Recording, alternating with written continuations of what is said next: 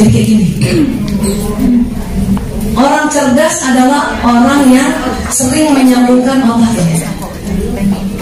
Dan kalau kita mau lihat otak orang cerdas pakai mikroskop elektronik, bentuknya kayak gini, ribet, semrawut, ribet. Maka kalau teman-teman merasa ribet, itu berarti cerdas. Atau merasa semrawut, berarti itu cerdas. Kenapa? Karena setiap kita memikirkan satu hal untuk jadi problem solving, itu tersambung otak baru, ya, sambungan sel otak baru. Jadi kalau hari ini ada 5 masalah atau 5 isu atau 5 hal yang harus kita pikirkan, maka terjadi sambungan otak yang lebih banyak, ya. Orang cerdas itu orang yang sering bikin masalah. Untuk apa? Diselesaikan masalah itu. Saya ini bikin masalah.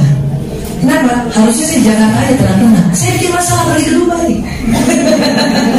Harusnya saya di Jakarta aja. Itu namanya orang cerdas, ya. Ibu di rumah udah bagus, ya. Tempat duduk ruang tamunya. Terus ibu bikin masalah. Kenapa? Bulan depannya ibu rumah pindah-pindah, itu bikin masalah. Tapi itu cerdas. Cerdas. Jadi orang yang banyak masalahnya adalah orang cerdas. Jadi kalau ibu banyak masalah, ibu kan, aduh, aku banyak masalah. Ibu gak kayak gitu tuh tidak bersyukur. Jadi kalau ibu banyak masalah, ibu langsung bilang, ya Allah, aku cerdas banget. Bikin masalah ini. Berita juga bikin masalah. Ya, baik. Kalau pintar bagaimana, Bu Esa? Pintar itu adalah melakukan satu hal yang diulang-ulang. Itu pintar. Maka nanti sambungan otaknya kayak gini tebal. Kalau cerdas itu membuat sambungan baru. Saya belum pernah ke Dubai, jalan-jalan dari hari pertama, lihat jalan, ya, itu langsung tersambung hal yang baru. Belum pernah ke sini, makanya lihat ke sini hal yang baru. Belum pernah ketemu teman-teman, makanya tadi waktu salaman itu tersambung hal yang baru. Selain salaman, tanya nama, cium pipi kanan kiri 3 kali, ya. Itu juga tersambung sel otak kamu. Itu bikin cerdas. Makanya orang yang rajin jalan-jalan itu tambah cerdas.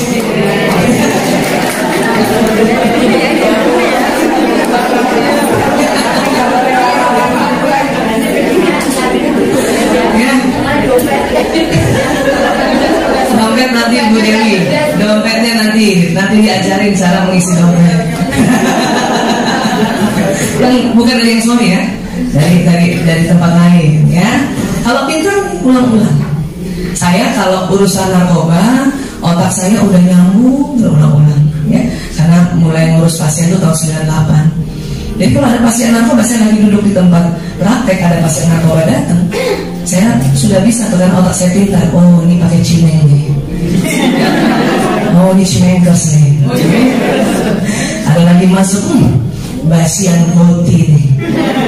Boti itu obat, ya. Pil koplok nih masuk nih. Masuk lagi, sabu nih. Kenapa? Otak saya sudah tersambung hal yang sama. Itu pintar. Nah sekarang, ibu-ibu mau pintar apa cerdas? Dua-duanya. Cerdas, nggak ahli. Jadi kita harus ada sesuatu yang kita jadi sesuatu yang ahlinya. Siapa yang pintar masak? Nah, karena masak itu berulang-ulang, maka panggilannya istilahnya pintar masak, bukan cerdas masak. Paham, ya? Iya. Nah, saya nggak mau jadi dokter yang hanya di UGD atau praktek di tempat praktek. Teman saya ada dokter spesialis anak, keren banget, pintar banget. Pasiennya sehari itu, ya, plus yang BPJS bisa 200. Pintar ya, cuma dia jalan-jalan. Saking pintarnya dia, kalau lagi duduk di kursi praktek, ada ibu bawa anaknya, dia udah tahu tuh sakit apa tuh ya. Belum lagi duduk itu ibu sudah diresep. Itu saking pintarnya. Sampai duduk ibunya di depan, dia langsung kasih resepnya, ini Bu buat anaknya. Apa kata ibu itu? Bukan ini yang sakit Bu, masih di dalam, masih di dalam. Itu kalau pintar dan cerdas. Ya. Teman-teman saya guru-guru berapa sehari 200. Kalau dia nanya kan lama. Masih. Ya. Dokter puskesmas juga begitu tuh. 200. Oh, cepat sekali hasilnya ya. Jadi sekali lagi kita ya ikhtiar untuk pintar dan cerdas. Pintar itu adalah sesuatu hal yang kita kuasai karena diulang-ulang. Cerdas adalah hal-hal baru yang kita lakukan. Ya. Nah, teman-teman saya ini semua mau cerdas, makanya ayo jadi cerdas, ayo. Lebih enak lagi ikut Gulita tugas di mana. Ya, oke. Yuk Mbak Biti tolong bantu. Nah, kenapa kita bisa tahu otak manusia bisa meredesain? Karena ditemukan alat-alat. Ya, ini ada namanya CAT, Computer Axial Tomography. Ini bisa tahu kalau otak manusia itu ada kelainan strukturalnya. Ya, next lagi, kita tahu aja. Ya.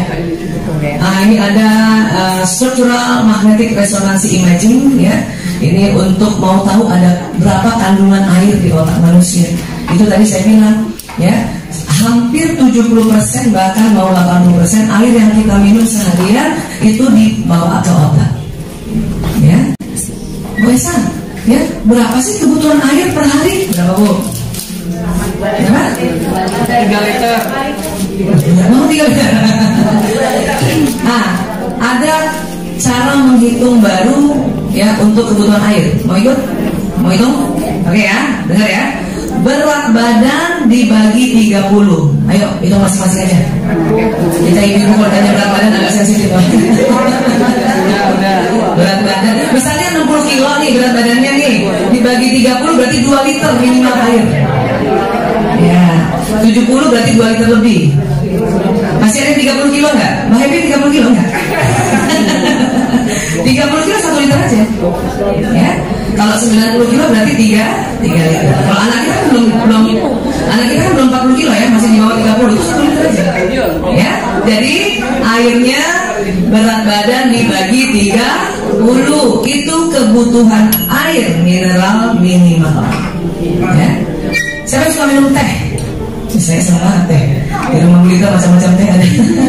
Ah, kalau tehnya pekat dan pakai gula, itu bukan pelarut, itu larutan. Maka kalau habis minum teh pekat 1 cangkir dan pakai gula, harus diganti 1 cangkir air putih lagi. Di luar yang berat badan dibagi 30. Kopi, siapa suka kopi? Wah. Cara minum kopi. Iya, Masya Allah. Cara minum kopi yang sehat adalah 1 cangkir kopi diganti 3 cangkir air putih. Maka kedai-kedai kopi internasional yang berbobot pasti siapin air putih kan ya? Filter water. Iya, cuma banyak yang nggak tahu dia nggak minta. Itu salah. Ya. Jadi minum. Oke, setuju ya? Supaya apa? Supaya otaknya, listriknya bagus dan bisa dipakai otak kita ya. Baik, dari situ Mbak Widya ya. Ada lagi nih, ya, DTI ya, Division Tensor MRI. Jadi menggambarkan saluran saraf. Jadi kita tahu saluran saraf yang dari telinga berhubungan kemana, dari mata berhubungan kemana, pakai alat ini. Ya, next lagi Mbak Widya. Kemudian untuk mengamati aktivitasnya ada juga EEG. Ini pasti udah sering, ini paling lama, ini penemuan paling pertama ini EEG, elektroencephalografi. Ini menunjukkan listrik yang jalan di kepala. Makanya ditemukan ada namanya gelombang beta, alfa, theta, delta. Ya, ini. Naik lagi. Ada PET, positron emission tomography. Ini untuk tahu ya bagaimana memanfaatkan zat radioaktif di otak manusia ya. Ini juga dengan pakai alat ini kita tahu kalau orang sudah Alzheimer otaknya kayak apa. Ini Alzheimer begini ya. Alzheimer itu kalau bahasa populernya pikun ya. Supaya nggak pikun gimana? Supaya nggak pikun salah satunya isi TTS. Salah duanya apa? Main ya. Membaca ya. Atau sering menghitung begini nih. Kita cek ya teman-teman, berpotensi Alzheimer nggak? Dari angka 100 kita mundur ya, kurangi 55 yuk. 100, 95, 90 yuk. 55, 70, 75, 60, 65,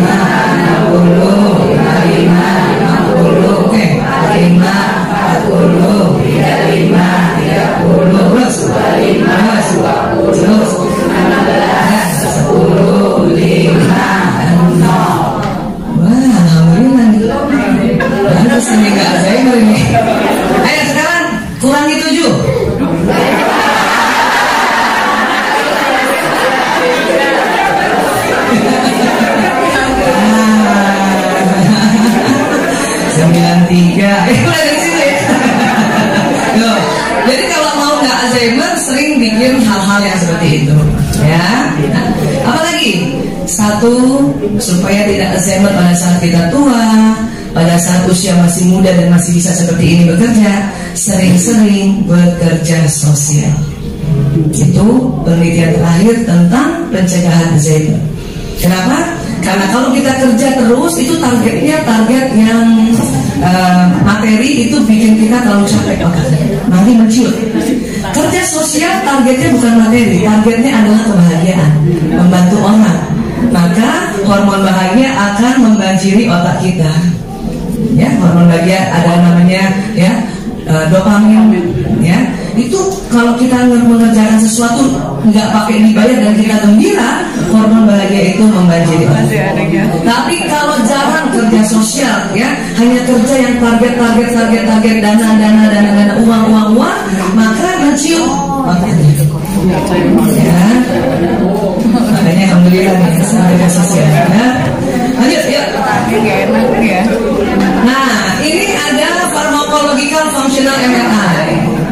Jadi obat-obatan yang teman-teman minum, baik obat-obatan, terutama obatan medis ya, yang telah diteliti itu pakai alat ini. Ya, tahu persis bagaimana obat ya alprazolam dipakai di otak untuk apa misalnya gitu. Ya, nah jadi memang ini ada penelitian. Ya. Hanya memang ya obat-obatan medis barat itu dipakai pada saat kita sudah ya berat sekali. Kalau masih buat maintenance itu pakai ya hal-hal yang lain. Apa yang di Dubai paling top apa sebagai antioksidan? Saffron. Nah, itu saffron, madu, apa lagi? Kurma, apa lagi? Flower, apa tuh sauda? Itu untuk pencegahan ya di awal-awal. Tapi kalau sudah ya berat banget, barulah kita pakai obat-obat kedokteran barat ya, supaya otak kita ya tidak terlalu sering dimanjakan dengan obat-obat medis barat. Ya, kita pakai juga yang medis timur ya.